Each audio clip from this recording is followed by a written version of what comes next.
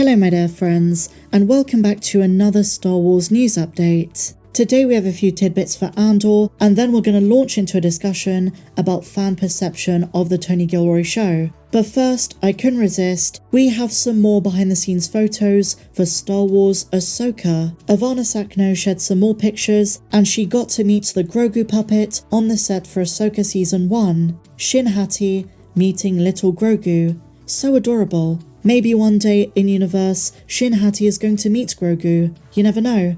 It's always good to see the actors enjoying the work they do, having fun on set, and in this case, meeting someone who is the centre of the Mandoverse, little Grogu. Shin is a very intense character. She needs a friend like Grogu just to relax, maybe kick back, eat a couple of macarons, catch a few frogs. Maybe Grogu can teach her a thing or two about belonging. He knows what it's like to lose everything, to feel alone.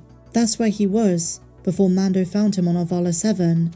I know we're just messing around, but I would be very interested if these two did actually meet. I did find Shin's ending in Ahsoka Season 1 a bit peculiar. She's now going to lead a group of bandits. I don't know where that story's going to go. Is she going to face Baylan? That's been a theory I've seen going round. Is she going to confront him after maybe she trains herself a bit more, perhaps leans into the darker side of the Dark Jedi sphere they've been occupying? And why didn't she just go back with Thrawn? Baylan just chucked her away. I see a revenge arc coming in Ahsoka Season 2.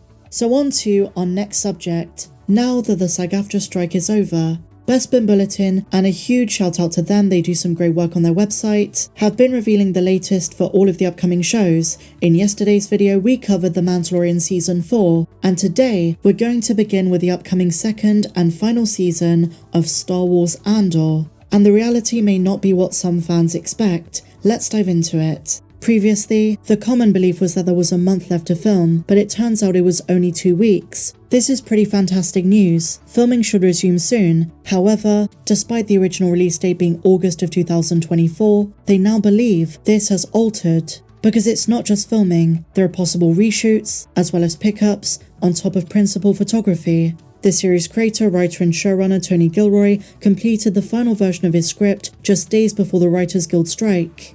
And then he stepped back from production, though nothing has been officially stated. It's possible Gilroy has made script changes since the strike ended on September 27th. They say it's likely he spent time looking over what was shot and might have changed a few things. He has certainly had a few months to reflect. Even though Andor had 2 weeks left of filming, that was the situation back in May. It's very possible that more weeks and even months could be added, knowing Gilroy's process. At this time, there is no word on when Andor is going to resume. They say the second and final season could be pushed back to 2025, making the Acolyte and Skeleton Crew the only 2 live-action shows of 2024. But that is still good. 2 big shows coming up next year, on top of The Bad Batch and maybe Tales of the Jedi, is not bad at all. Some of the earliest scenes for Andor Season 2 involved the main characters of the ISB. There was filming done in Spain as well. We know Partagaz is returning, as well as Dedra Miro, Dr. Gorst. We know from the Celebration trailer there is emphasis on more Imperial facilities,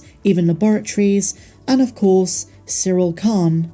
Andor Season 2's details have been kept strictly under wraps, but we do also expect a couple of surprises. There are more scenes of course on the Rebel side of things with Luthen, Cassian. Adria Arjona said there are going to be way more scenes with Bix. One character who has a major role compared to the first is Wilmon Pack. We are going back to Ferrix. It is shaping up to be an epic second season, and if Tony Gilroy does do touch-ups and maybe changes a few things in the script, I, as a massive fan of the show, would rather wait for the best possible quality story than settle for something he'd rather change, just for it to be released earlier. And there are a lot of Star Wars fans who say Andor Season 2 is one of their last hopes. There are fans out there who do not like the Mandoverse as much as some of us, and that is completely valid. That's okay, that's fine. And so for them, many of which adored Andor Season 1, as I did, are highly anticipating Gilroy's second. Can he build on that hype?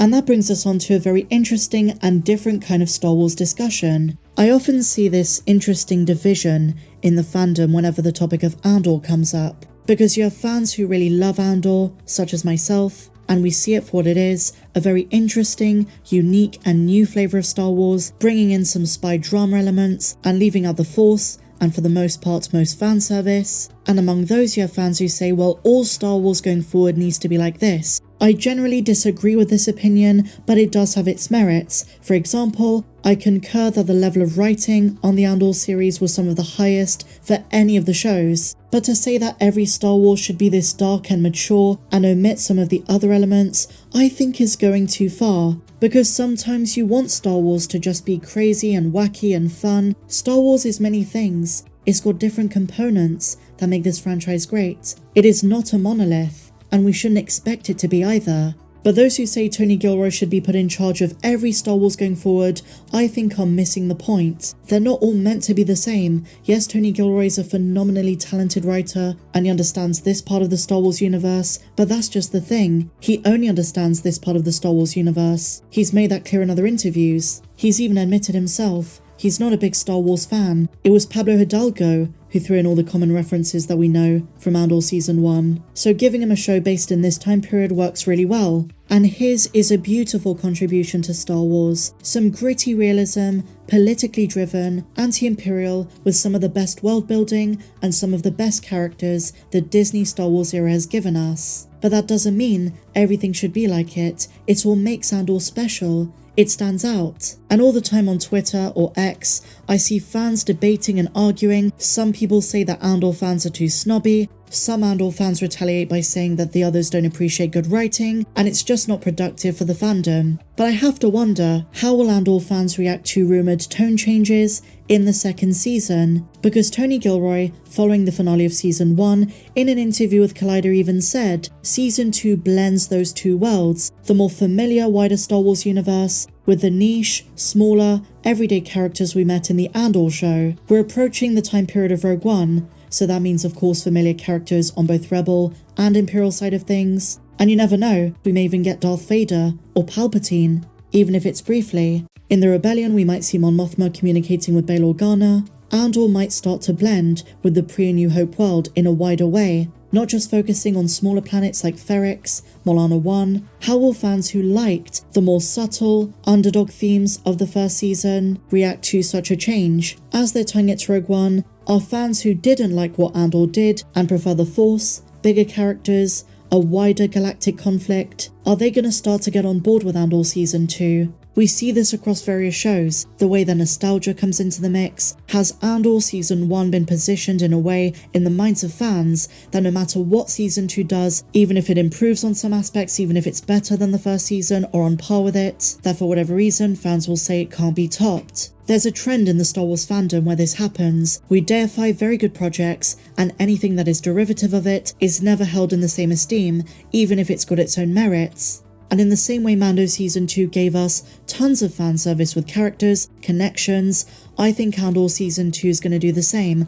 I'm just curious to see if the fans who don't like Andor, who are all about lightsabers and the whole familiar foundations of the galaxy far, far away, are going to change their tune, considering Tony's going to give us more Death Star stuff. If Tony keeps the standard of the writing of the show, is that going to please those fans? And what about the die-hard Andor fans who think it's perfect, who actually prefer that there's no fan service? How will they react if Disney and Lucasfilm go the other way with it?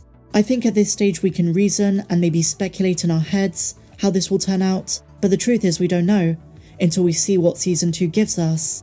I thought Season 1 was special, and I made no secret of saying Andor is one of my favourites, if not my favourite, of the Disney Plus Star Wars shows, but I don't like to use it to put down other shows because I see Disney Plus Star Wars content as a platter, a variety, different genres, different styles, so it's no use comparing them. But it's just some food for thought, just something I was thinking about earlier. Let me know your thoughts down below.